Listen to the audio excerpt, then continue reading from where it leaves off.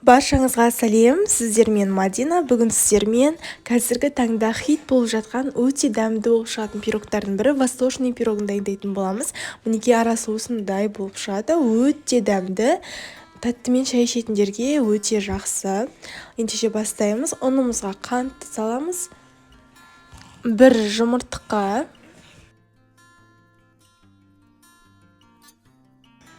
үстінен разерхитер саламыз және үккіштен өткізілген сармайды саламыз. Енді бір келкі болғанша қамыр илейміз.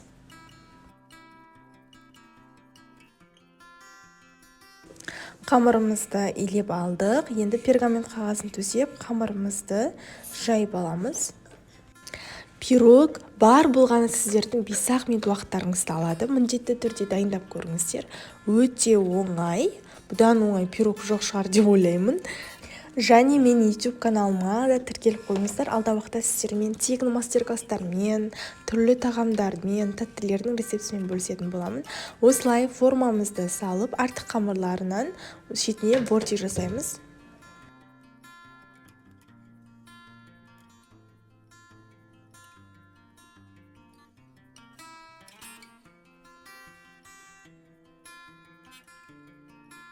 Үстінен туралған жаңғақты саламыз.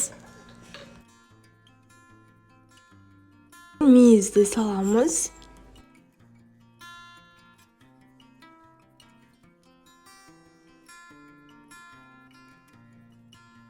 Енді үстінен бір банка сгущенкамызды саламыз. Қою түрі болу керек. Мен кетір желанияны салдым. Өте дәмді болып шығады осы сгущенкаменен.